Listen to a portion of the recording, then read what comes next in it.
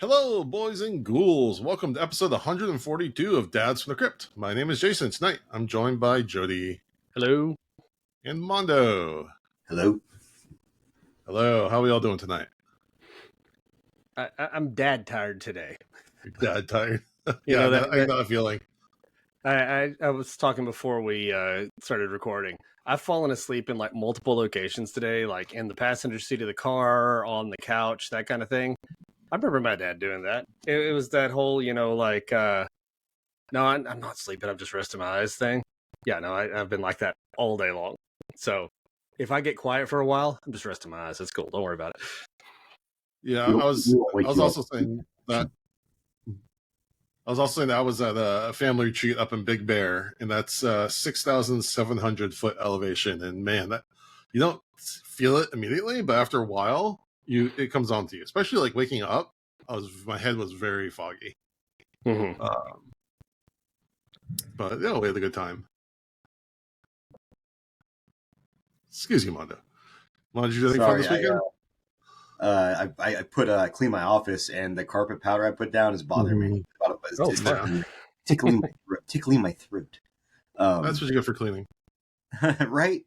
Don't fucking clean. It's a waste of time. No, I did really nothing this weekend aside from go to the gym, and then today I have to get ready for my work trip tomorrow. So it's been played a bunch of Stardew Valley. It's been a good weekend. You know, sometimes that's all the weekend you need, though, right? Oh, like do nothing, lay around, to have some downtime. Yeah, that's exactly 100%, man. And there is nothing wrong with that. Like, I think if you guys are like me, I tend to mentally punish myself for taking a rest day. Like I kind of tell myself like, oh, you should be, go pick up in the backyard or doing X, Y, and Z. But you want to know what? It feels pretty good some days to lounge around and watch movies or play video games or just do something takes your mind off the world. I mean, I will say lounging around and doing nothing comes kind of naturally to me. Like, it's not something I have to make myself do. But yeah, I can see where you're coming from. Or you can balance and, do a half hour of, something productive and then, take a rest, whatever floats your boat. Like, I have to be in the office tomorrow. I might just go an hour late because I need a good night's sleep. Yeah. I got to be at the airport by probably 6:30. No, 7:30. I'm sorry. My time. Your travel schedule always hurts me a little bit. All the early flights and everything just sound terrible. Though, man, I rather fly early than have to, like, especially when going to the East Coast. Because if I get a flight at a decent time, I'm not landing till 8 p.m. Eastern time, and then by the time I drive to site, it's 10, 11. Mm-hmm. Yeah, so I rather suffer in the morning. I'll get there early, and that'll be my hotel room by 4 o'clock, and. But I'm just going to Washington. I'm going up to Seattle for work. Yeah. So do you sleep on the plane, or is it only in certain circumstances? I tend to sleep, but not. I can't. Like one of my coworkers, he'll put his head down and he'll sleep the whole flight. Yeah. I usually sleep like in 20, 30-minute bursts here and there. Okay. I mean, Seattle's not far. No, a 2.5 hour flight from here. It's not bad at all. Yeah, you can't hardly sleep on one that short. No, then it's about a 2.5 hour drive to where I have to be. But right, where do you have to be? You say Tacoma? Oh no, Bellingham. Bellingham. Okay, yeah, I know where that is. Yeah. Beautiful area though. So yeah, we do a lot of the Native American properties up in Washington. Mm-hmm.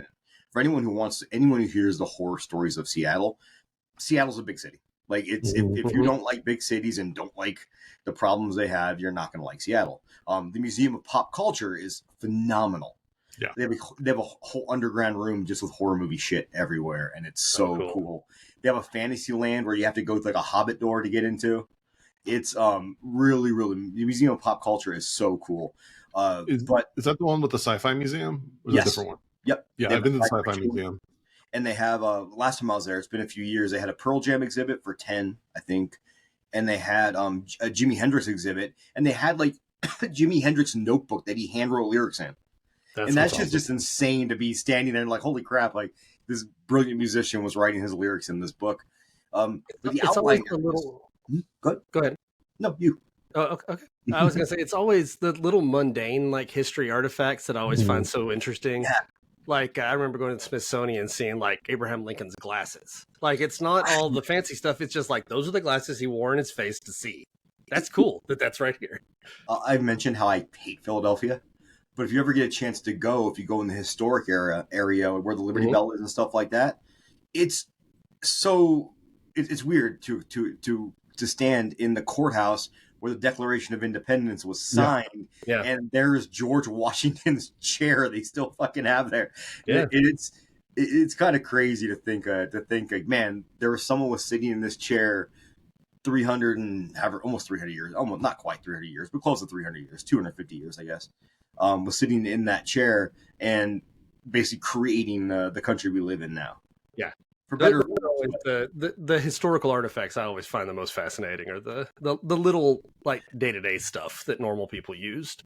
But I've always said, man, like there's something beautiful about when you buy a used record, and even if it's a little bit scratched up and have some pops and some clicks and it's a little bit weathered, it's kind of cool thinking about all the people that probably enjoyed this before I got my hands on it and got to enjoy it, and so many people got enjoyment out of X, Y, and Z.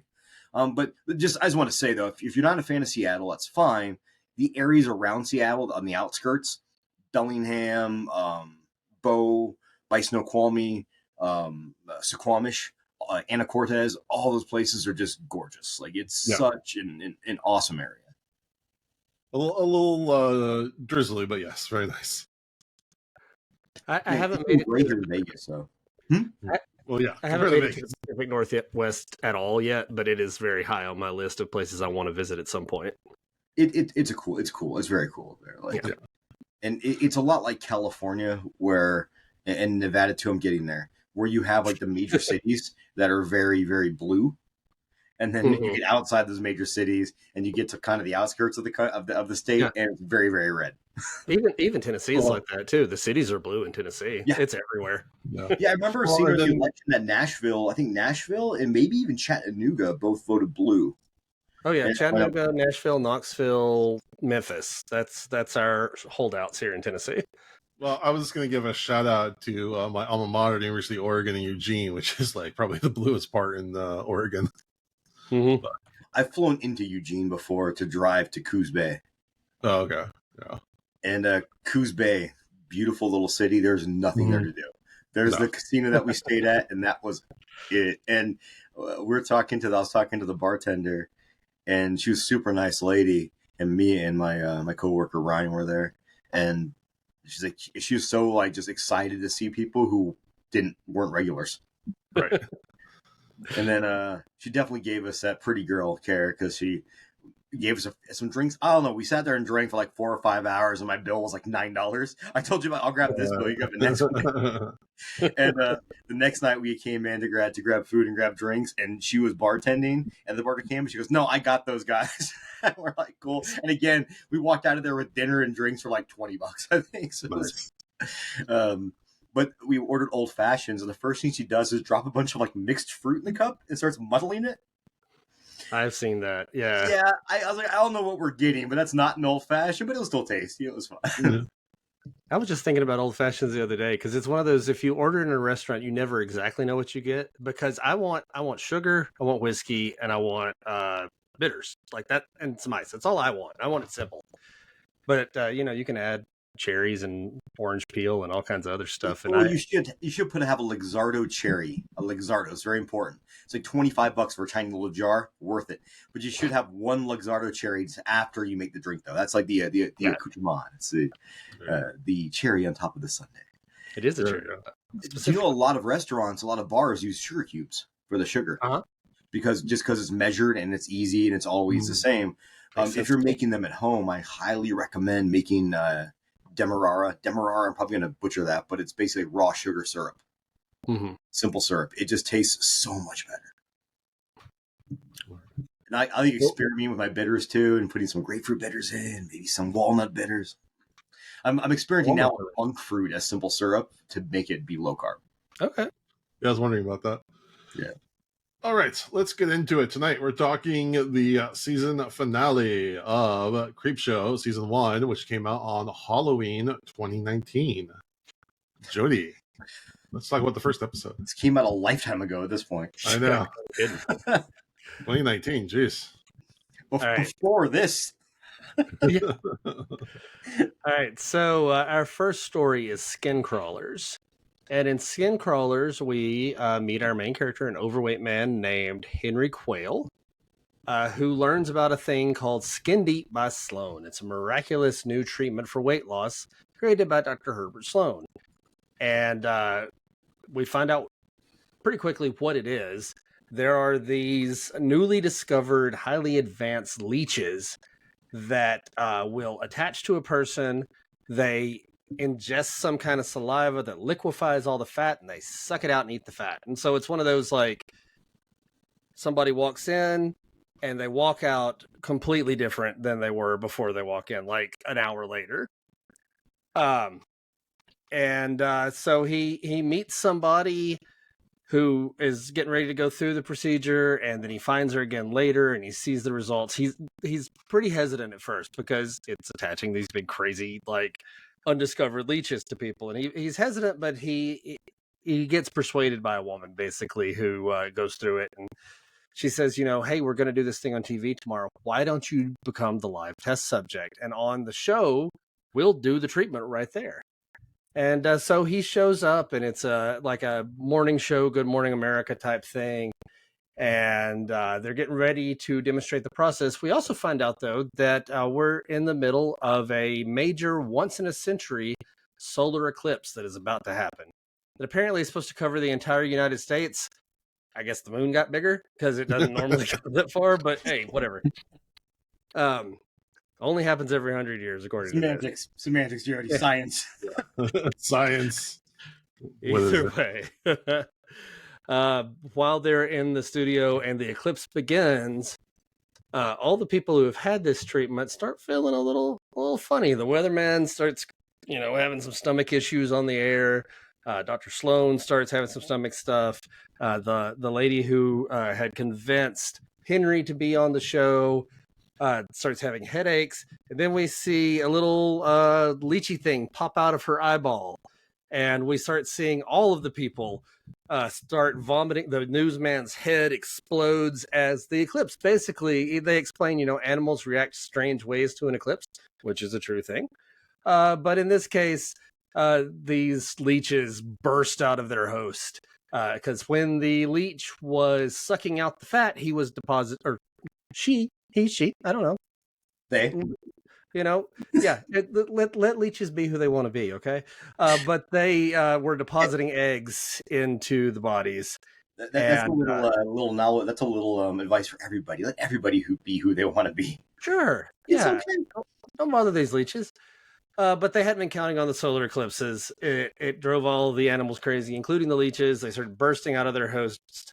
And finally, Dr. Sloan collapses, and his body explode, like literally explosion.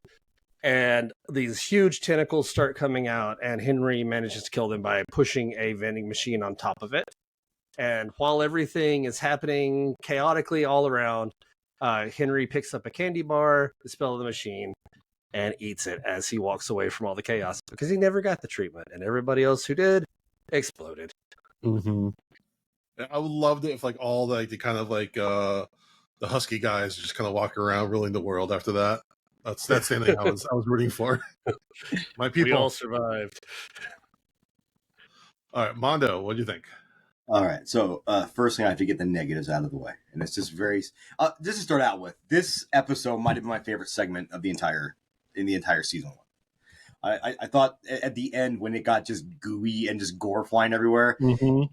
Earlier, so my two criticisms. One is the main character is eating a big hunk candy bar. That was my stepdad's favorite candy bar, and he sucks. That reminded me of him, so that kind of bummed me out.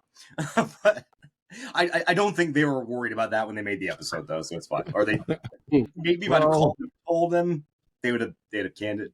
And then the CGI leech out of the eyeball, I thought was a little hurtful. A little bit wonky. But then when you watch towards the end and they bust out the practical effects for the tentacles coming out of the guy and the leech coming out of the guy, I was like, "Yep, this is what you should have spent your money on," and you did, and it was well worth it.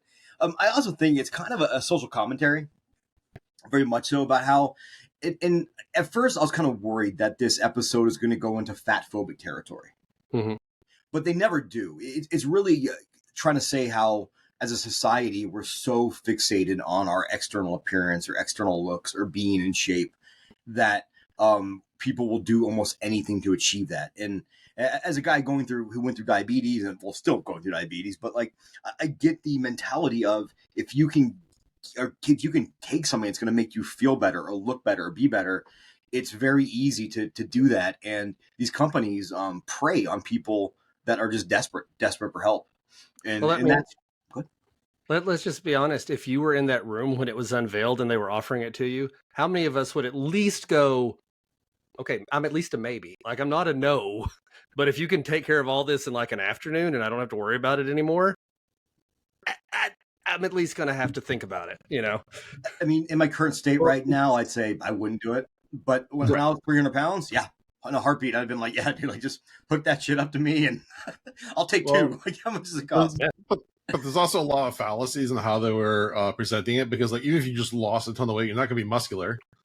You have a bunch of like, loose skin. Well, everyone who did it did come out a little model-like afterwards. I think that's one of the points, though, was trying to show that some, like, obviously the woman at the beginning, and I also really don't like when they put skinny people into fat suits for movies. Yeah. But I do understand, because then they had to show her as a small person, so it made sense to me at the end. Right. And she was the only person they did that with, it looked like. But I do feel like it was kind of, like, again, social commentary, how you saw the weatherman and the anchors, and they're all dying from this, because even though they're not overweight, etc., or whatever, they still have that such societal pressure on themselves to be in the best shape that they're going to, take this. And here in Vegas, at least, a lot of times when you see casinos and they hire, or nightclubs, and they hire for waiters and wait staff and bartenders, they don't hire them as those titles. They hire them as basically entertainment workers. Right. Because then they can write into your contract that if you fluctuate, they'll weigh you and tell you if you gain more than 5 pounds, they can fire you. It's such a shitty thing we do. And that's why I thought it was a really nice touch at the end to have all these presumably fit and beautiful people dying from this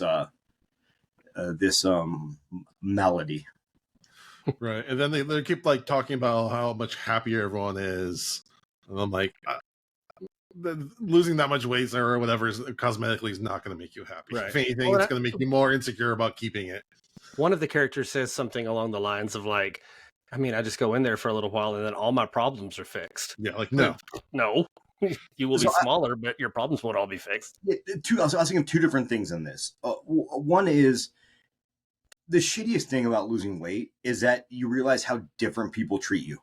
Mm-hmm. And it kind of pisses you off, because it's like, I'm not a different person than I was when I was 300 pounds. I'm the same person. Why would you treat me different because I'm bigger? And I'll always be adamant that I will never, ever judge someone because of their weight, body. I don't like judging people, period. Unless you give me a reason to dislike me. Like if you step on my toe or yell at my dog, like then we might have beef. But other than that, I think that's kind of what they were.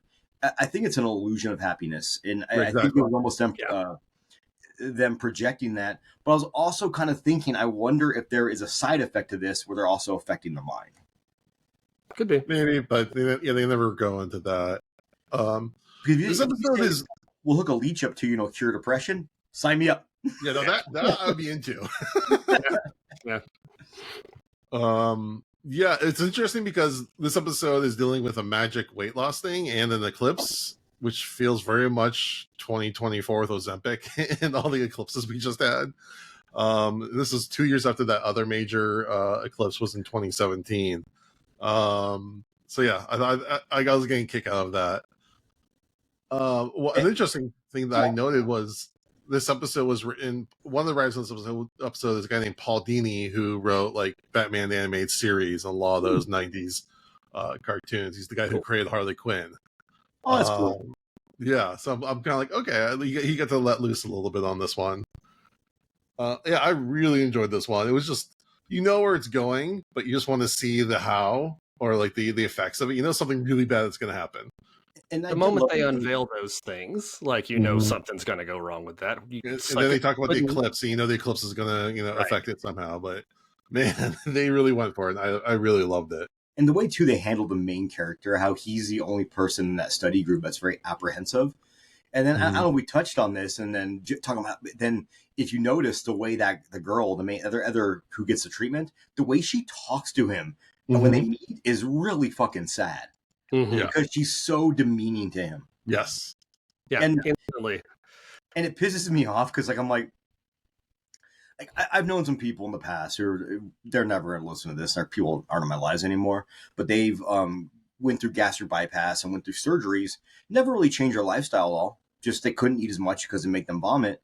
But then they would start talking down to people that were bigger. It's like, dude, like you just had a doctor tell you need to lose weight, and and your insurance was lucky enough to cover it. Like, you didn't work hard at that. You didn't do anything at that. Like, don't act like you're better than everybody else because you got a surgery. Yeah. I mean, it was so act like that anyways, but yeah, it was so weird how they're like handing them donuts as they walk in. Yeah.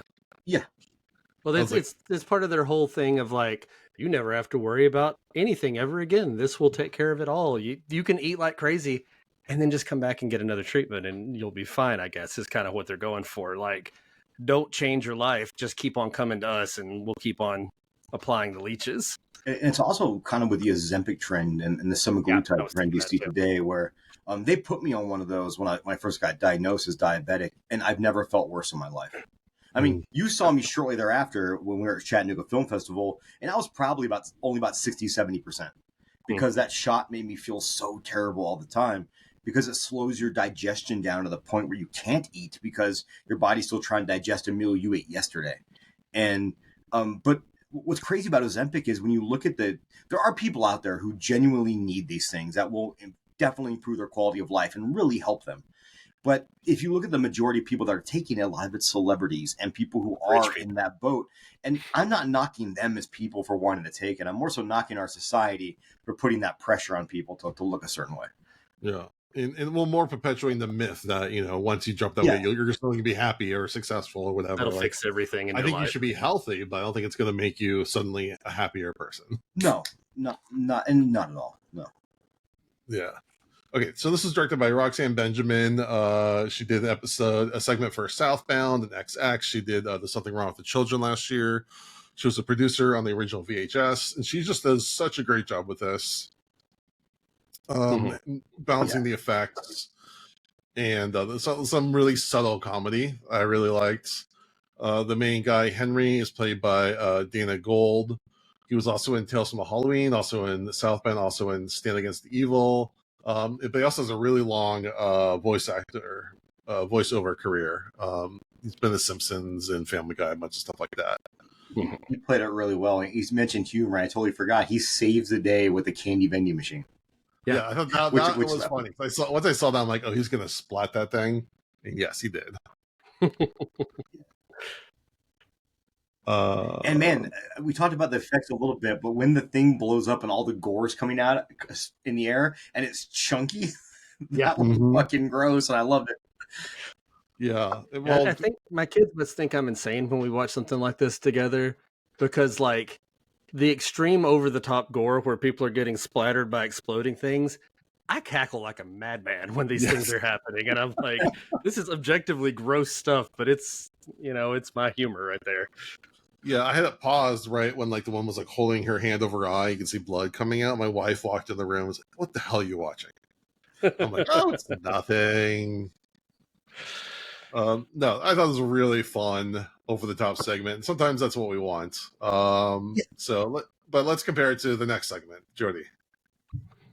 All right. Our next segment is called By the Silver Water of Lake Champlain. And we're set in 1984, where a teenager named Rose has recently lost her father.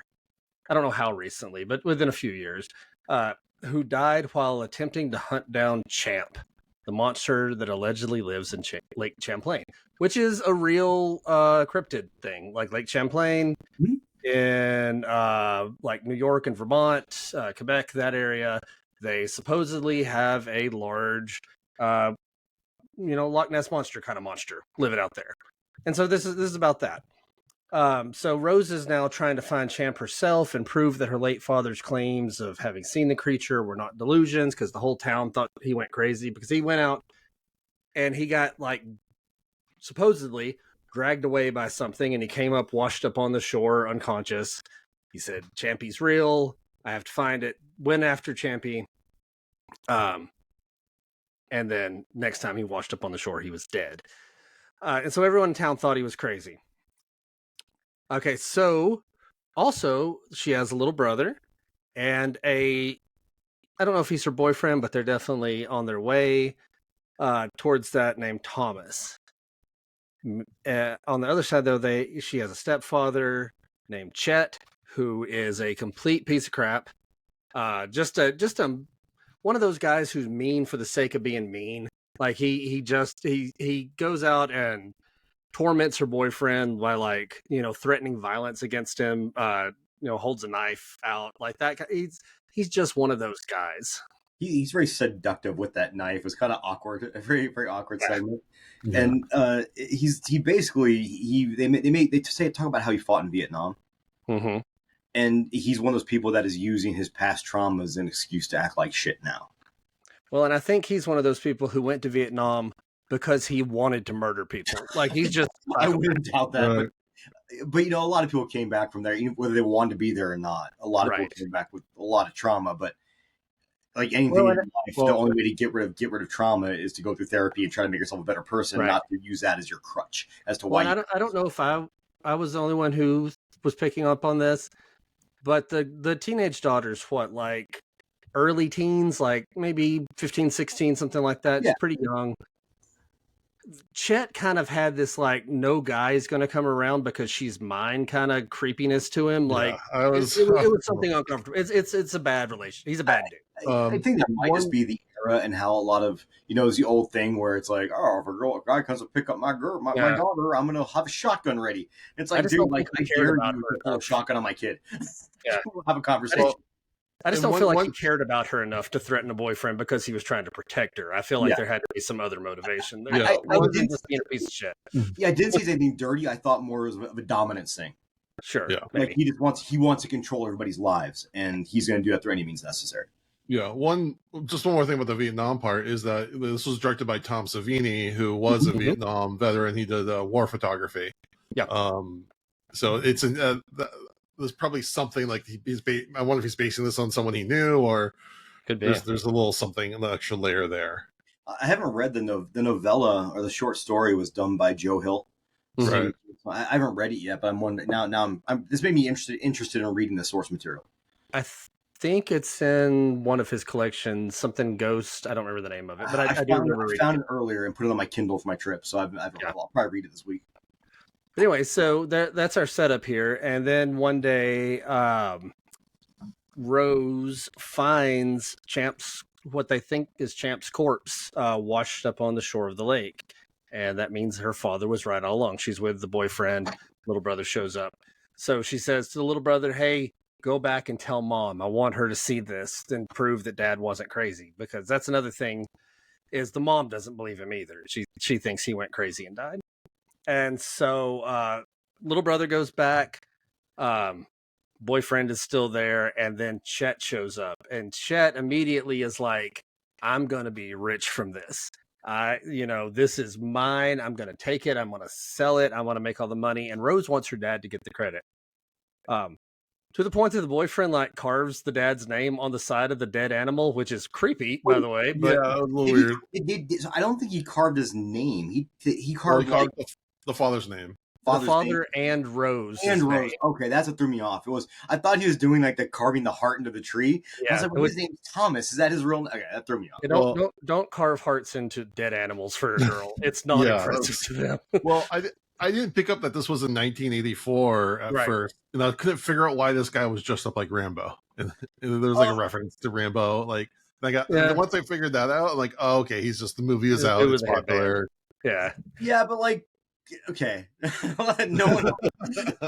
It was like that. Everyone had that kid in high school that dressed a little bit too much like the Crow. Yeah.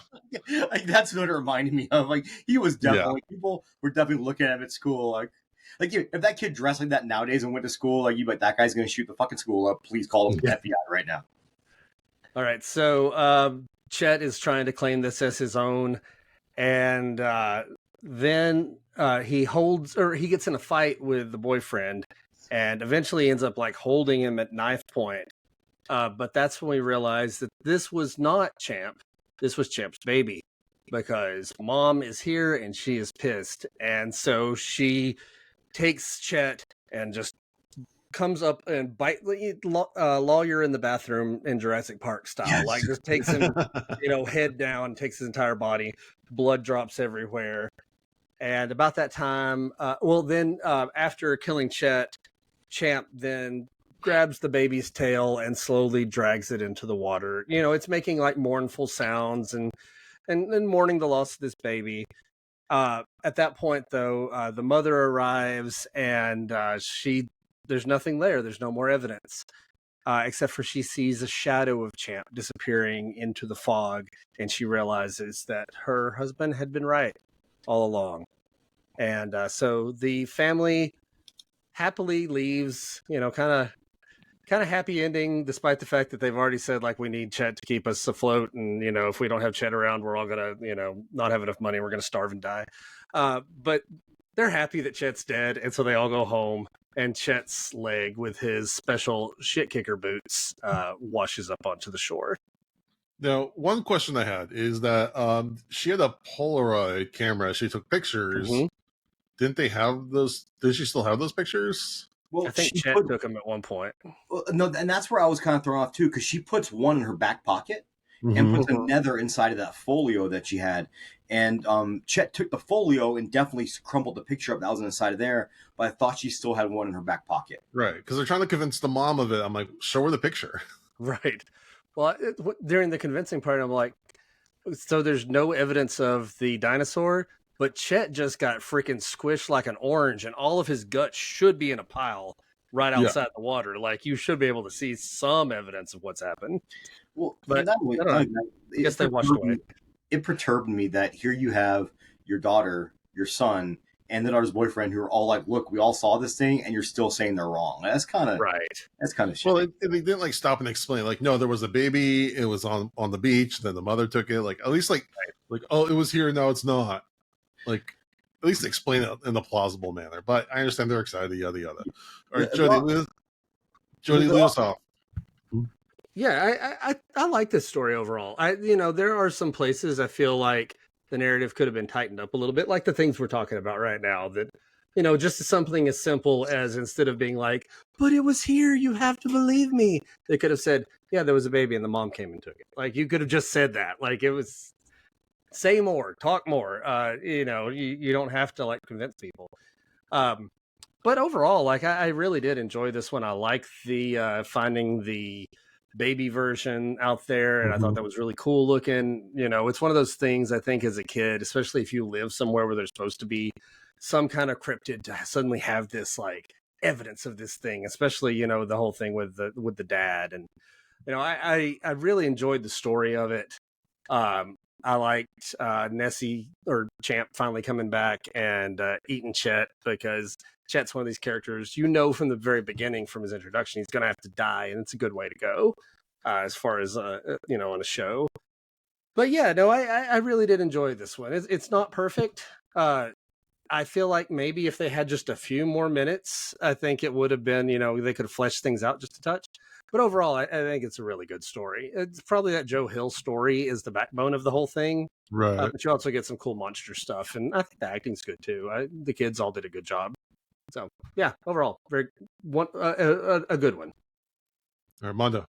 This was probably my least favorite that we watched so far, and I didn't hate it, not by any means, or even disliked it. Like, my rating is still a good rating for this. But I do feel like they took Joe Hill's short story and tried to cram so much of it in 20 minutes, where they really needed to kind of figure out what to focus on. Sure. And I think part of that, the narrative you brought up, is that they try to just fit so much into that 22 minutes or 23 minutes or whatever, that a lot of stuff, it feels like it's either rushed. For instance, when they send the brother to go back to fetch the mom, Chet just somehow knows where they're at and finds them right away. I'm like, it shouldn't be that easy to find this mythological creature. So that kind of bummed me out. I will say, they're lucky as shit that Champ can't read. Because if Champ could read and see someone's name carved into the side of their baby, it might have gone on a little rampage and fucked some people up. Yeah, they really could have used a moment where the mother kind of threatens them or something like that, and they do like there's some gesture or something they make to like placate the mother. Like I feel like there was like a little bit of a missed opportunity there for a little bit of tension. I think the way I kind of felt at the end, and I really enjoyed the creature effects. Anytime you give me a kind of a goofy kaiju, I'm in. Like I'm totally into it. And I kind of thought the ending was more about she kills Chet because Chet looks like the aggressor, right? He looks like someone who's trying to cause harm. He's standing there with a weapon, so she kills him.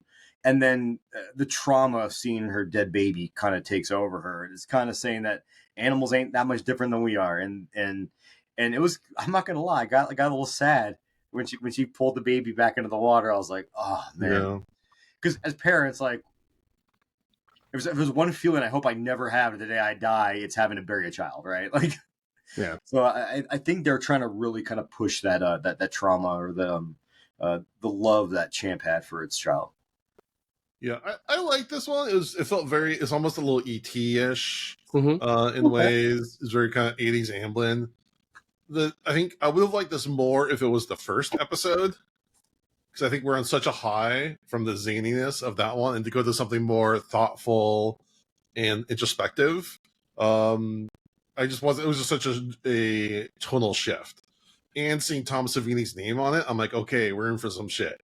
Because when you think of Tom Savini, you think of these over the top, amazing gore effects, and I'm not saying he has to do that every time, but I think after seeing the first episode and all the great effects in there, I was kind of primed to associate that with Tom Savini, and like was expecting something a little more intense as far as the gore goes. And that's not the episode should be taken on its own merits to some degree, but they did make a conscious effort to pair it with another one. So that just, as far as how I experienced it, if I watch it again and maybe having things a little reset, I might think of it differently, but I think they should have flipped these around. I sometimes wonder if Savini, he directed the Night of the Living Dead remake, which is definitely obviously a very, very powerful piece on social commentary. So very, very, a lot of social commentary, obviously, in Night of the Living Dead. And but I wonder sometimes that when people who are so known for their gore effects and all the splatter effects and being Love Machine in From Dusk Till Dawn, if when they actually get their chance to get behind the camera or be the director, that they want to kind of do stuff that's a little bit outside of their wheelhouse. That makes sense. I'm not knocking him for wanting to do that. That's fine. That's fine. I think Creepshow is a little bit like Tales from the Crypt, that directors get a chance to play a little bit. I think Jason threatened me. He just made a fist motion like he was gonna. He did. I will say though, the monster effects, they really spent their money on this episode overall. Between the great monster prop, the atmosphere was really good in this one. The fog looks really cool. And I like the acting quite a bit from pretty much everyone here all around. There wasn't like any major standout actors as far as their careers, but I think they all did a good job. I think all three of the kids weren't the best, but they weren't bad. They were just young actors, and that's sometimes what you get. There's nothing wrong. The boyfriend was kind of but I like the little kid. He was pretty cute.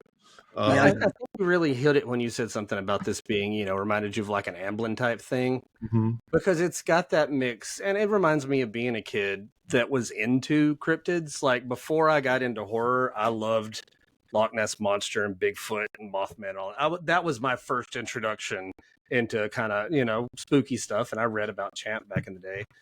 But the thing about cryptids, and the reason why people are so into them, is it's kind of a mix of that. There's some fear and mystery, but also this awe and wonder. And I feel like they really hit that in this, that like finding this was an amazing, incredible, freaky, scary thing. Someone died right in front of them, but it's that mix of all of those big, like, wonder in the world kind of things.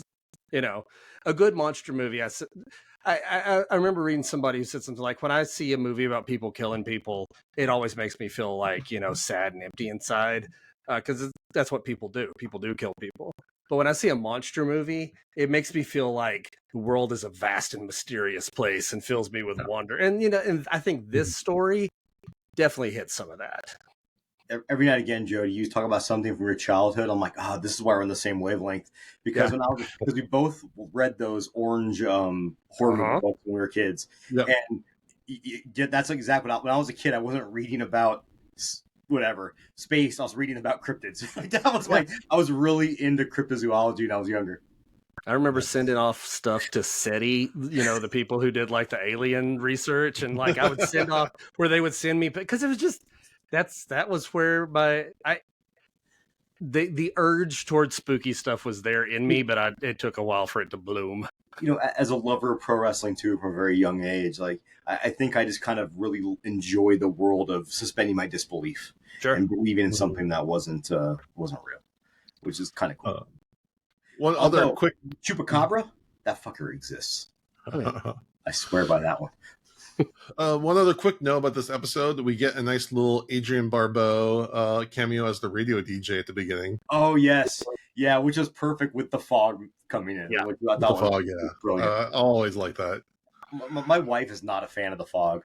Like, oh really? She said it's boring. Yeah, and I'm like, and then when she said that, I kind of watched it. I'm like, yeah, it is a little bit, but it's still it's atmospheric and fucking awesome. Yes. Right. It's more atmosphere. It's more a mood movie than it is like excitement, explosion, things happening. I feel like it's a movie you have to be in the right place for. Like if you're sleepy, the fog's just going to be boring, and you're not going to make it through it. But if you're like tuned into its wavelength, it's a nice creepy ghost story. I'm with you. And seeing, was it Tom Atkins and Jamie Lee Curtis? That always cracks me up. All right, let's go to our episode rating. We do 0 to 5, 5 being the best, 0 being the worst. Jody, what do you give each of these episodes? Oh, each of them. Okay, so on their own, I'm going to give the first one 4, I think. Maybe 4.5. I can't quite decide. If I have, I'll go with Mondo. If I have to ask myself, I will give it a 4.5. Second one, many things I liked about it, but there were still just some places. Again, 5 more minutes would have been enough, I think, to flesh some of it out. I'm going to go 3.5 for that one. All right, Mondo. We're not going to be hive mind tonight. Oh wow! The first segment, I'm going to 5. To me, it was just what I wanted. It was splattery. Dana Gould was a fun character and someone you could really root for, and I loved everything about that episode. And then you give me those practical effects with fucking Lovecraftian tentacles at the end and the chunks of gore. I'm like, you have me hook, line, and sinker. You got me. And the second one, again, probably my least favorite of the entire first season. And like Jody said, I think 5 more minutes and being able to let some of the stuff breathe or flesh out, because it also seemed in that episode you're getting so much exposition that it was hard to like even react to what you just heard. So I'm only going to give that one a 3, which by no means is that a bad score at all. That's just it's still a decent thing. I think it's worth watching. Here's the thing: if you do a 5 and a 3, and I do a 4.5 and a 3.5, we're still averaging out at a 4. Like we still got I'm in sync with Mondo on this one. I should have written it down first, but I was gonna give the first one a 5. It's just joy. It's what I want. It's amazing. The other one, I think if I watched it separately, when I watched it again, I think I might like it more. But I'm going with a 3. It's not bad, but there's just a lot. I feel like a lot of potential was left on the table. I feel like we're talking about Stephen King stuff in general, the way that we're talking about a lot of this, though. Like Joe Hill, Stephen King, they both write dense books full of lots of characters and motivations and all this, and you can't fit that into a show. You just can't. You can't fit it into a 6-hour miniseries and do it justice. Like you can to an extent, but it's very difficult. To an extent. Reason why. I've never seen a movie that I've said as good as the book. You have to be Mike Flanagan or Frank Darabont, and there's a reason. There's a reason why those are the only two that have really. And I'm not. I love Stanley Kubrick's The Shining. I've never read The Shining, but I know it's nothing like the book. So I'm qualifying that one for from the conversation. But Darabont has had a really, really good knack for picking out like what pieces need to fit into this movie and how to get to them in the proper way. The one thing I'll say about Joe Hill versus his dad, I love Stephen King. I love Stephen King. My one complaint about Stephen King is he never seems to know how to end his book. He's the brilliant artist or like a musician. When you play music, at some point you have to decide the song is done. And I think it's really hard it's really hard to do that playing music. I think he has trouble doing that. Joe Hill has had some fantastic endings to his books. I've only read Heart Shaped Box and Nosferatu, both highly recommended. Yeah, I've read Nosferatu. It's very good. Yeah, Nosferatu is great. Did you watch the miniseries? I watched a little bit to get the idea. It was very good, actually. Yeah, there's some things that really bugged me in it. There's just so much surrealism in the book that like seeing it on paper on like a visual, I was like, no, I want it in my head. Yeah, Christmas Land is hard to actually portray. Yes, very much. I was like, I don't want to see someone try to make that because I don't think it'll match what's in the grandeur of what's in my mind. I think that's anytime. I remember Jody got me to read The Deep. Yeah, and Nick that's one of the books I was reading at night. Like, I shouldn't read this before I go to bed. It's a great book, but I heard they're making a movie of it, and that's going to be hard to capture. Like an option, yeah. And now it's one of those other things where it's like the book is so surreal, and you never kind of know if what you're seeing is real or fake. If they put that into a movie, it's going to be very difficult to pull that off. I think that if you never read the book, you could probably watch it. Like The Ruins was another good one. I read the book recently, and then watched the movie afterwards, and I was like, man, there's so much subtlety and better stuff they did in the book. But if I watched that movie on its own before I read the book, I'd have enjoyed it a hell of a lot more. Yeah, that book is huge too. The Ruins? It's very long. The Ruins, yeah. I think it's only like 300 pages. Really? Because someone left a copy of The Ruins like in my work lunchroom. I was kind of reading through it a bit. Maybe it was a different book, but what it could have been is that I used to work at a bookstore. Every now and again, we get the I forgot what they called them. They're the books that had the large fonts in them. For people that had small fonts. And it was funny because you'd see a book that was like 200 pages and it'd be like 450 pages in the small font. All right, let's move on to our song of the day, Mondo. Alrighty, so nothing really attached to this episode, but one of my favorite bands in the world. You can see the skateboard I have over there of them. You can't see. There's Dark Throne just came out with their new record entitled "It Beckons Us All." Dark Throne is one of my favorite bands in history.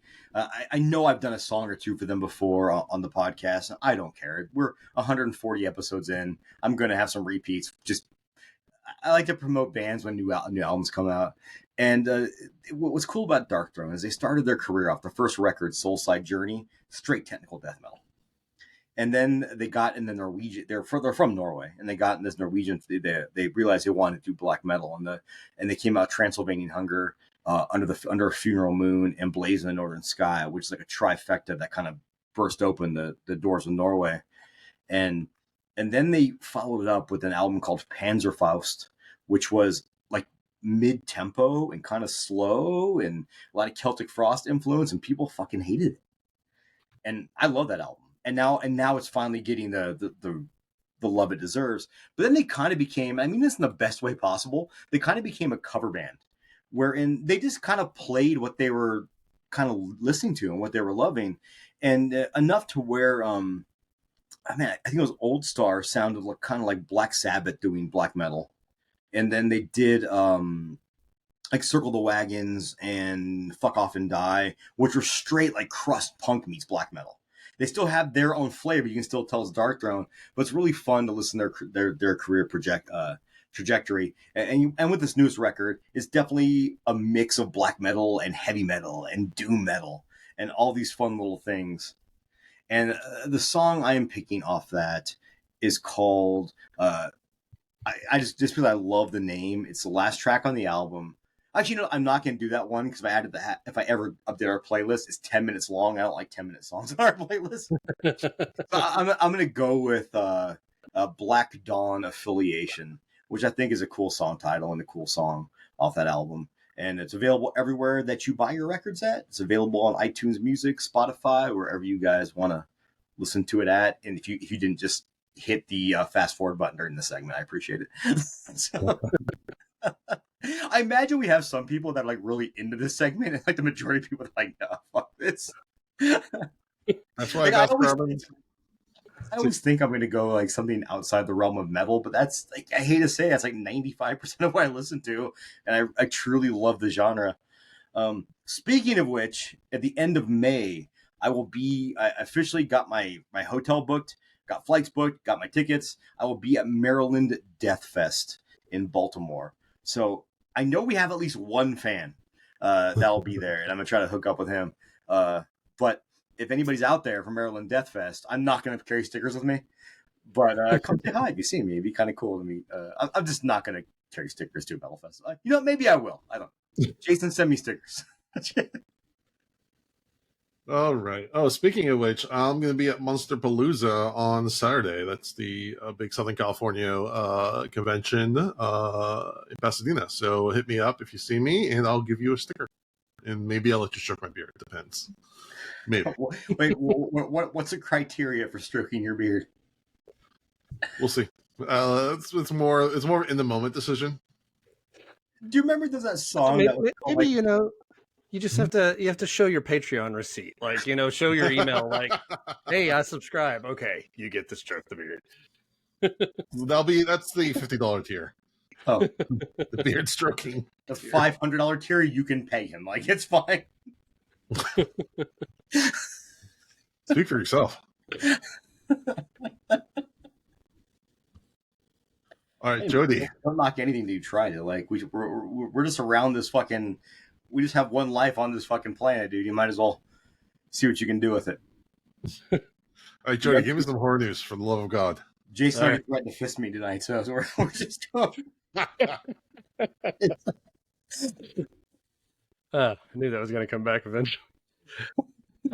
All right, let's talk releases first. All right, we have Fury.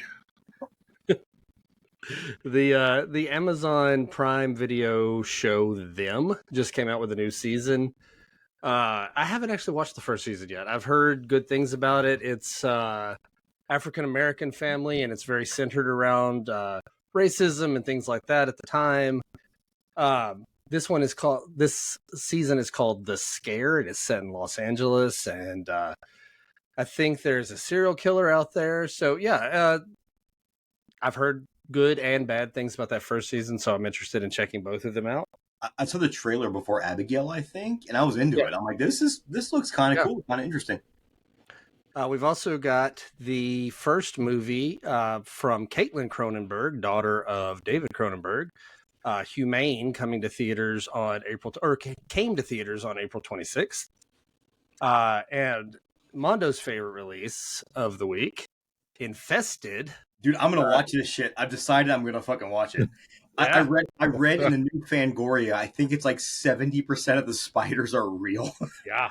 And I'm just like, it reminds me remember that VHS segment they did where they locked the girl in the coffin and then the spiders started busting through? You know, those are fucking real spiders. Mm-hmm. Yeah. Oh God. I just can't. I could never fucking do it. But I think I'm going to try to watch this movie. Okay. Have nightmares the next 3 to 4 years. I heard about this recently on the Colors of the Dark podcast. They were talking about it. And she said the difference between this and like your typical spider movie, something like Arachnophobia, Eight-Legged Freak, something like that, is they always play those for comedy, right? Like there's horror, but there's comedy. They play it straight. Like in Infested, it is a giant spider invasion, but it is played straight, not comedy. It's French. You have to read subtitles. So it's a serious spider movie. I'm kind of excited to check it out personally. Oh yeah, I'm looking forward to that one. But we forgot to mention the opening for this Creepshow had a little bit of a spider, a little larva, a maggot action. Yeah, it looked a little From Beyond, like kind of that last scene where they're kind of in the fog and everything. Was that just me? I get where you're coming from with it. Wait, what, the movie The Beyond or From Beyond? I get them confused. The Beyond, I think it's what I'm thinking. They're both good movies. One, though, is a masterpiece. One is great. Well, there's a spider scene in one of them, and then they end up like in a weird like fog zone in it as well. So that's The Beyond, where they have the obviously very fake tarantulas tearing apart the guy's face, which I absolutely fucking love. I just got a new shirt. And it says directed by Lucio Fulci. We're some of the good friends at Grindhouse Releasing, and part of me secretly hopes now that I lose an eye and can wear an eye patch because someone would get the joke. I mean, I guess I don't have to lose an eye. I can just wear an eye patch. Just wear an eye patch. If you go to like a horror convention and wear an eye patch with that, you'll get marks. Yeah. Okay, because that works out. But I didn't quite get the Beyond reference in there, but I respect that. Right. I've been playing the fuck out of Stardew Valley again because it came with a 1.6 update, and that's my comfort food. And now you can go to the dangerous dungeons, and so I'm going with because you have to get to level 100 to get the achievement. So I'm going down there. Going down the dungeons, and then suddenly you get to a certain group of levels and there's spiders everywhere, and I'm like, this is fucking stupid. I will kill all these fucking spiders. Like, why does it have to be spiders? All right, other releases just released on this previous Friday. What was that date? The 26th. Bill Skarsgård's movie Boy Kills World, the big action, over-the-top, bloody, violent thriller with Sam Raimi as a producer. You know, it looks cool. It looks like a cool movie. As hell. It's got H. John Benjamin doing like this narration because the guy is unable to speak, and so his inner voice is H. John Benjamin, the voice of Bob Belcher and Archer. And Coach McGurk off of Coach McGurk. movies. Yeah, John Benjamin only has one voice. He does not do other voices. But, well, no, actually on Bob, he does other voices. But his main voice is just his voice. And I always love hearing him at anything. His book is really good. It's definitely worth his biography is really good. It's definitely worth checking out. He also was the voice of Arby's for a while. Arby's had their meat hotline where it asked you for options and it would tell you what you should eat. And it was H. John Benjamin. Nice. That's awesome. Speaking of which, Bob Burgers, everyone should be watching that show. Like, fuck, it's such a good show. One of the best. I'm going through a rewatch of it, and I just watched a Beef Squatch episode, and I was like almost crying with tears. But not only that, though, and I will say this, they did an episode, and I can't remember the name of it, but it was about regular size Rudy. The Amazing Rudy. And it was legit. Man, I was sobbing at the end of that episode, and I called it one of the best episodes of TV I've ever seen for any medium. Like, it's so fucking good. So it's about a kid, like, you know, dealing with the divorce of his parents and, you know, trying to find love in a happy family. Like, so good. It's so good for cartoon drama, man, and it hits really, cuts really deep. Like, it's so well done, and it's never played for laughs. Mm-hmm. But the episode's not like so heavy that like you can't enjoy it. It's also a fun episode because it's Bob's Burgers. Yeah, there's still funny stuff in there, don't get me wrong. All right, other things that have come out or are coming out. Now available for digital purchase and rental, we have Love Lives Bleeding, the action movie with Kristen Stewart and the muscly lady. I don't know what else I don't know what her name is, but she's got muscles. Yeah. Yeah, I've really been wanting to see that, so I'm glad I am very excited to watch this. It's very good, and I want to discuss it when you guys watch it because it takes some weird turns. Okay. But I was into it the whole time. Like, I was into it the whole time. It's great, and I might have a thing for muscles now. I don't know. Like, I didn't think I did, but now I'm like, maybe. I get it. All right.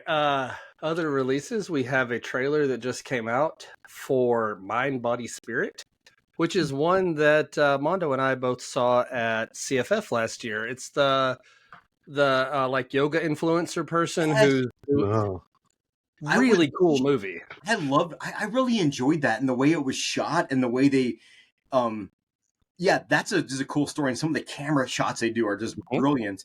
And you know what's funny, Jody, is just yesterday I was thinking about that movie and I could not remember the name of it. I meant to message you about it, but then Mind, Body, Spirit digital outlets on May 7th, so you don't have to wait too long to watch it again. Which I definitely will watch it again as soon as it's out. Also, May 7th, my favorite film from CFF, the last movie ever made. On demand. Oh, nice. I missed that one during CFF, so I'm excited to watch it. I'm really loving the whole like influencer horror subgenre that's come up the last couple of years.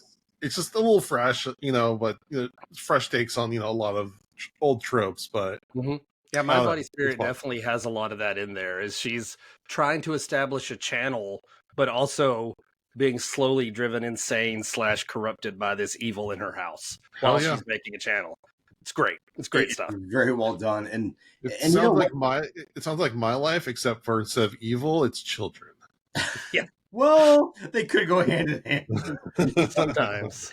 I do think what's kind of cool is in 15, 20 years, we'll look back on this era of horror, and it's just kind of cool when that it captures what we're dealing with right now, what we're seeing right now. A moment in time, yeah.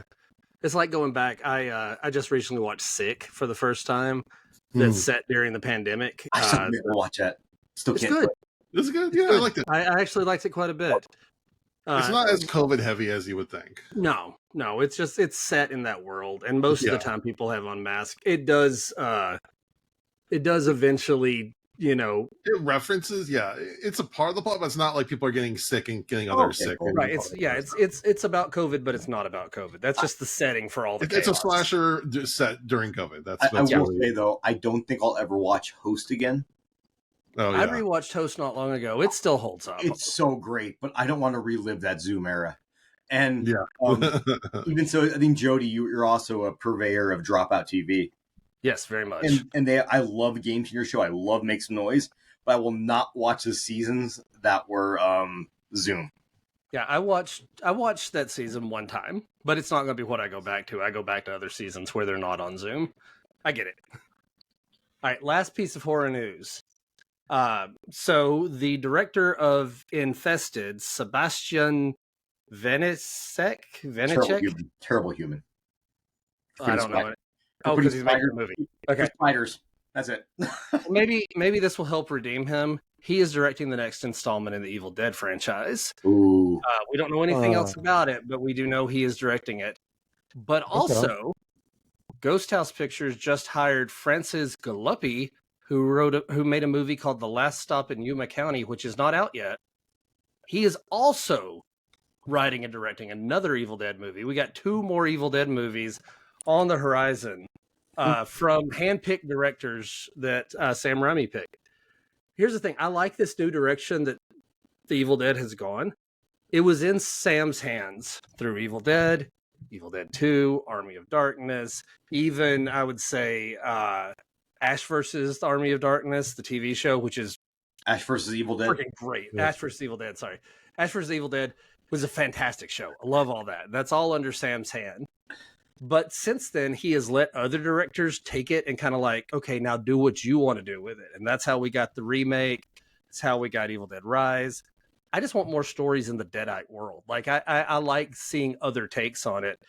The remake was one I avoided for years, but it's one of my favorite movies. It's so good. I'm with you on all that, except I'm a little worried that they have 2 movies in development that we might get to oversaturation. No, I'm like, give me one every 3 to 5 years. I'm okay, but don't. We don't have to wait as we did between the Evil Dead remake and Rise was a decade. Like we don't need a decade between Evil Dead. No, movies. not a decade, but I really don't want to become like Star Wars, where there's just like way too much. Yeah, too quick, you don't have Disney behind it though. That's going to have that kind of market saturation that you're going to get. I don't think. And there's such a vast world to explore because you can drop the Deadites in almost anywhere, and then Necronomicon. It's like Evil Dead Rise was a pretty self-contained story. Like it didn't really connect to the rest of it. I liked it too. Yeah, I liked it, but yeah. Shocker, Jody and I liked a movie. Yeah, I know we're easy. I won't spoil what's coming up, but as we keep going through Creepshow, one of my favorite episodes is coming up pretty soon, and it's connected to this world, and it's so good. I think you watch it before me, and you posted something like, I'm not going to spoil anything, but everyone needs to watch the episode. I watched it, and I was like, fuck, yes. All right. Sort of for our Patreon pit and dad advice, I decided to switch up a little bit and put out a call for questions and ask us anything. Reality, Jason just couldn't think of anything depressing enough to ask our Patreons. Yeah, pretty much. We've been having too much fun lately. Yeah. So we got a couple good responses. Our Patreon Ashton asked, how do you balance parenting, working, podcasting, and maintaining a fulfilling personal life? What advice would you give your younger self about the strive for balanced living, if that is something that you in fact strive for? I'm not good at it. I strive for and rarely achieve. Yeah, I think you have to really just kind of pick your priorities. And granted, in Jody and Jason, you guys the same ways. Our number one priorities are our families, Mm-hmm. and Yeah, absolutely. that's okay because like to pull back the curtain and get a little inside baseball. You guys have no idea how often we're like juggling around we'll say, all right, cool, we're recording on Monday, and something will come up with one of us, and then we'll push it to Tuesday, and something will come up, and that's just part of being a parent and part of having a family and just having other obligations besides this. But what I will say is it's all doable. I think the hardest thing we do as humans is we have this mentality we don't have time to do something when we really do. And I think it's okay to tell yourself, hey, I have time to do this, but I prefer to do this other thing. Mm-hmm. And I think the trick is never getting mad at yourself when you can't achieve something that you want to achieve or fit in time. Like, I love playing video games. That's like the back burner for what I do now because I have so much other stuff that I love doing even more. And when I get to play video games, I have a great time. I'm happy, but I also know I'm not going to be upset if I don't get my 2 hours of Stardew Valley time a day. I have fucking crops to raise. Well, also, like, you can find ways to integrate that stuff, like, especially, like, that's why I love my Steam Deck so much. So I can sit with my kids while they're watching their show, then I can have, like, an earbud in one ear and play a video game on my Steam Deck at the same time. I'm also a Steam Deck guy. I like playing Stardew Valley on the couch, hang out with the family, watching a movie we watched before, just shooting the shit, and I'm sitting here, raising my crops and petting my cows. Well, that sounds weird. But also, like, yeah, your family's your priority, but you can have other priorities like A, B, C, right under that, and you can modulate a little bit on what you're doing at that moment, or kind of like budget your time as such. We like Mom was saying, obviously our families gonna come first, but then we find time to do other things. Like again, the podcast is a fulfilling activity that we all do. So. As far as what we tell our younger self is that it'll be okay. you'll get to it. Yeah, like, there's personal projects I've been working on for like 9 months now going on, and I don't think telling myself just I have to do one thing at a time, and I'll get to it. Don't freak out too much. Everything will happen in its time. And I do have the luxury of having the oldest child on the show, and it's only one child that I have on the show, or that I have. I guess not on the show. It'd be weird if I had it on the show. But so it does make life a little more simplistic when you do have an adult child who does their best to help out around the house, I guess. Yeah. But also you can find ways to integrate some of these things together too. Like, so I needed to watch this 45-minute episode of Creepshow for us to talk about it today. So last night, me and my daughter sat and watched it. And so she got to be a part of it. We got to have some cool dad-daughter time and enjoy the show together. But also I was prepping for the podcast at the same time. So, you can double dip a little bit. Right. Yeah. And like I do a lot of times too. Where my wife loves horror movies. So depending on what we're watching, usually tonight I didn't, only because of stuff happened, but usually I watch the episode with her, and that way we're kind of spending time together while I'm getting ready for this podcast. Okay, real quick, can y'all hear me, or am I I can hear you. I can't see you. Okay, let me figure out what's going on with that, but we'll just keep going even without my video, as long as I can still be heard. I can still hear you guys just fine. I love that the logo that pops up when you lose video is like a butthole. Like that's literally a butthole. It should be like winking at you. I think it's supposed to be spinning, but when it doesn't spin, that's all you got left. You just get the... Okay, flipping over to Twitter, Maya Sharona 1987 says, "What horror movies do you think should have been one and done with no sequels? For me, it's Jaws, and I don't have a good feeling about Ready or Not 2 either."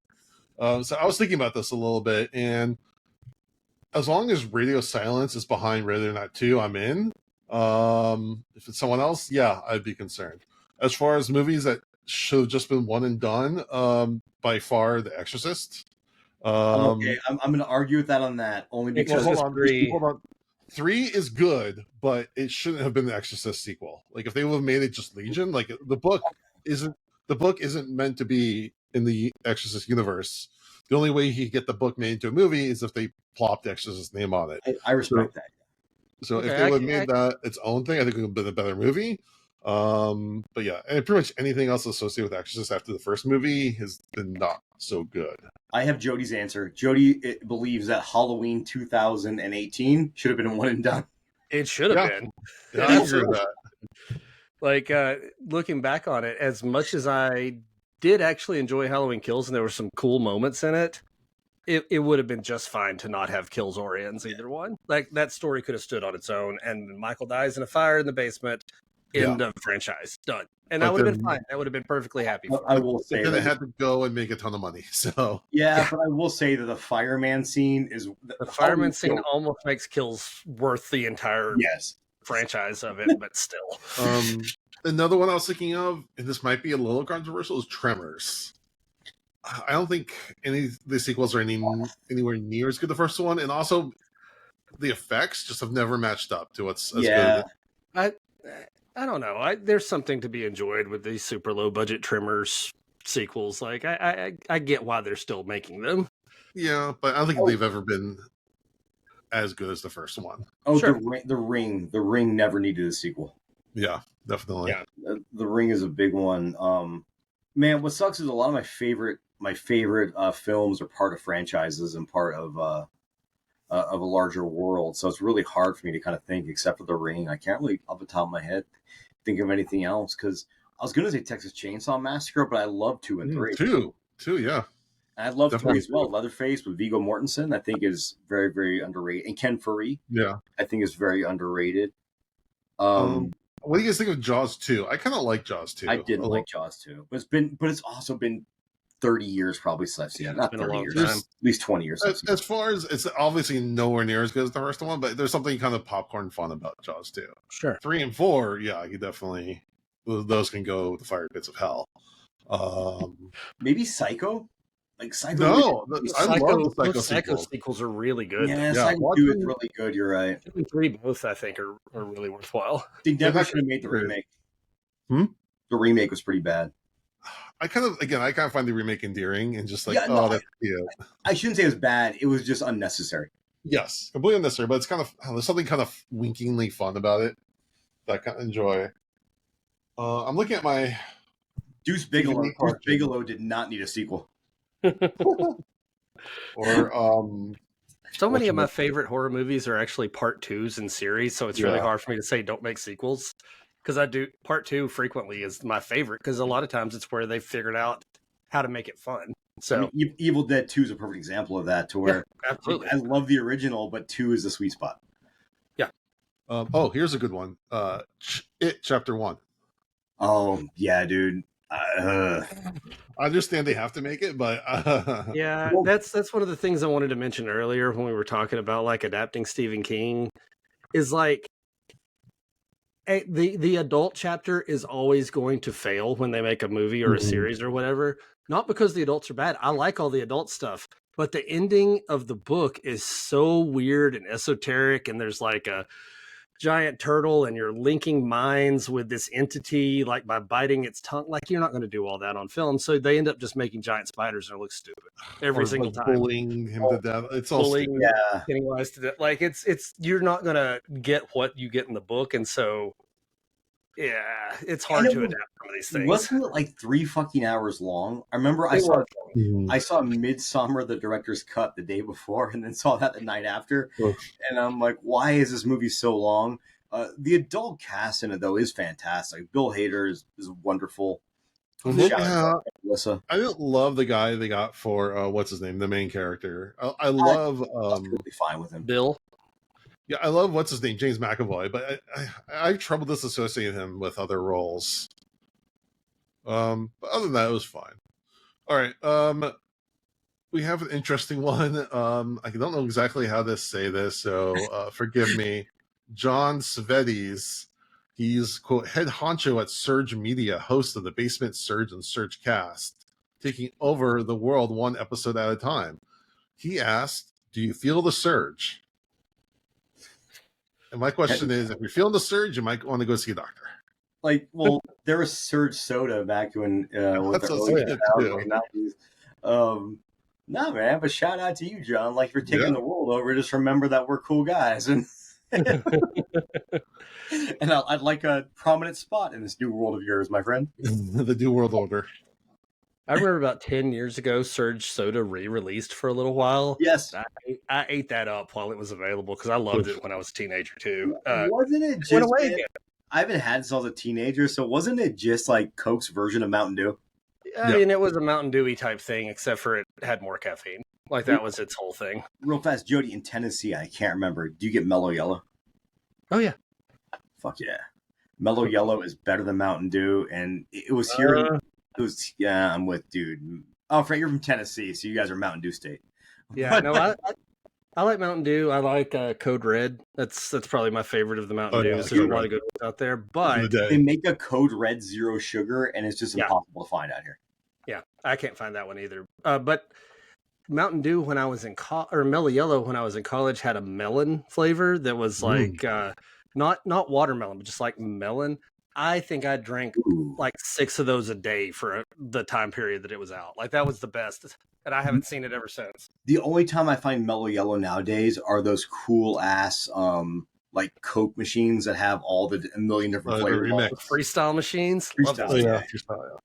And I'm still apprehensive on those because you might still be drinking sugar based on what's come out before, but whatever.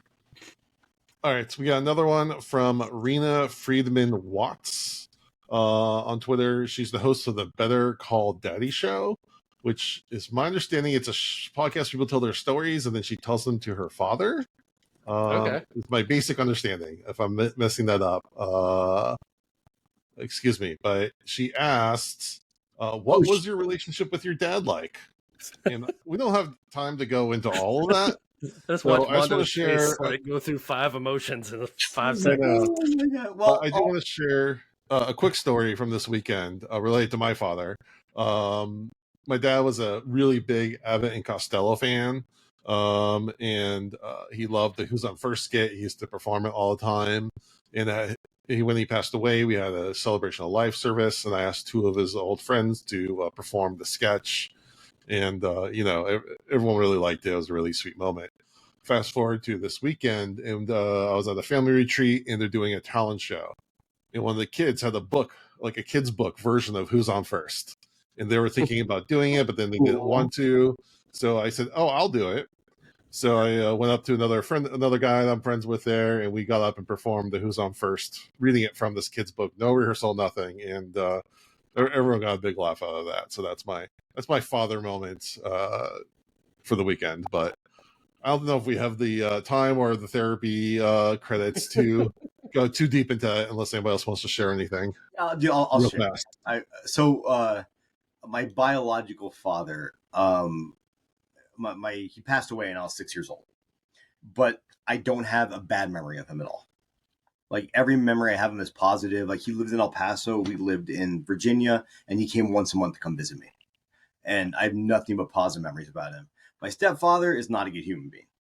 He's a drug addict. He's an alcoholic, and we definitely never got along growing up. And we got in physical altercations before, so it was not good. But Rita, I love the idea of your podcast. I just added it to my Downcast because I'm excited to hear it, because I think it's a really cool concept. But the one thing I do want to say, though, is I learned a lot about how not to be a father from my stepdad. Sure. Like, I saw a lot of stuff he did to me and how he made me feel. And I'm like, I'm never going to let my child feel that way. And I think the only thing you can do really and I'm working, I mentioned on our ill-fated Lost podcast that I finally started seeing a therapist again after like 15 years. And it's been nothing but positive for me. And I'm trying to work through some of that. Like, I know I'm never going to have a relationship with my father or my stepdad, which is fine. But I want to make sure I have the best relationship possible with my child. Like, in the fact that she's 21 and still wants to hang out with dad. Like, we're going to see Blue Oyster Cult in Laughlin in September. Like, I'm so fucking stoked. Like, that's how I know I did okay. Yeah. And I just don't want to be my stepdad to my father, and I never will be. Jody, anything you want to throw in there? Yeah, no, I've always had a good relationship with my dad. I just I mentioned in a previous podcast that I just recently bought him a couple joints for the first time since the 70s. So, like we still hang out and do stuff together. I still love big family get-togethers when I get together with that side of the family, like with my brother and sister, mom and dad, that whole crew. Because it's one of those things where when we're sitting around the table eating a meal, we're all just throwing jokes back and forth so much that we're just cracking up, having a good time. So yeah, no, I know how fortunate I am to have that too, because I know a lot of people don't, and I'm very thankful for that. I'm thankful that I do have that relationship, and I'm glad to be able to. There are times I'm really envious of people that have that relationship with their parents and they can go hang out and but I also understand that everyone's life is different sometimes, and you got to take it. And all I can do is be better for the next generation. Yeah. All right, we got one more question to finish us off for the night. Very serious, so let's put our brace yourselves. This is from our good friend Allison from the Who's There podcast. Allison is the best. She just did her Jody is back on video. She just did her Bronx Zoo, I think it was 5K with which a lot of people donated for a good charity. So shout out to Allison, man. Allison's awesome. All right, she is really challenging us with this one, so be prepared. She wants to know, who's your favorite Spice Girl? Dude, I don't know a single Spice Girl's name. I'm very sorry. Wait, there's one called Scary, right? There is one called. Well, it's gotta be her. That's like hard to pull, right? If anything, I have an affinity for scary women. So it's Chucky season 3, great. I'm really enjoying Chucky season 3. Dude, I haven't seen the new episodes yet, but I definitely followed Jennifer Tilly's Instagram, and I am pretty excited to watch. Jordy, do you have a favorite Spice Girl? No, but I do remember when I was a teenager, we went to Gatlinburg, and Gatlinburg is one of these like tourist cities, like everything there is for tourists. And they do or back in the late 90s, they would do like the face in the hole thing where you would you'd all pose and then they would put your face like digitally on other people. And we did the Spice Girls with like my youth group, and I was Scary Spice. So There you go. When you said face in the hole, I thought you were talking about tossing salad. That's a whole nother conversation. It's not a glory hole situation. I'm talking about early days before we had phones that you could get your picture made with a different, background and stuff. All right. I can't resist a good redhead, so I'm always about the ginger spice. Sure. Why not? Why not? Thank you, Allison. That was a great question. That's probably the most I've ever talked about the Spice Girls in my entire 41-year life. and no hate, man. It's just not my cup of tea. But there's no hate there. Like I think it's cool that people have anything they can latch on to. So. Yeah. All right. Well, that wraps up another episode. We're not entirely sure what we're going to do next week, but I'm sure it's going to be a great time. So hopefully you'll join us. We appreciate everyone for listening. We'd appreciate if you'll give us a rating review on iTunes, a rating on Spotify, and check out our YouTube for videos of these podcasts. And check us out on TikTok at Mondo from the Crypt. God, I totally fucked that up. Dads from the Crypt Talk. Crypt Talk. And with that, we thank you for listening to Dads from the Crypt. Adios, guys.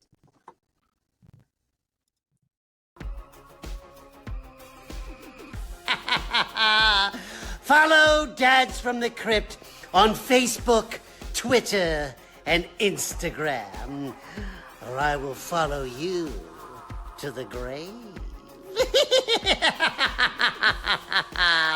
No, seriously, you really should watch. But be careful what you ask for. You may get it.